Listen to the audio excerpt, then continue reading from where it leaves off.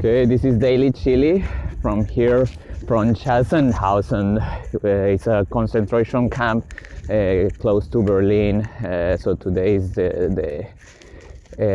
I came here with a friend, which is a tour guide for this concentration camp, and basically just wanted to say that the message for today is embrace change.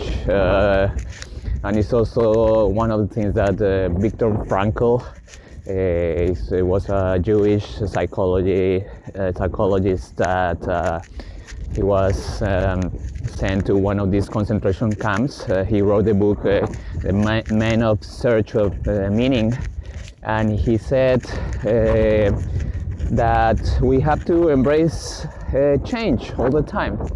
So if we are not able to change the situation, we have to manage to change ourselves.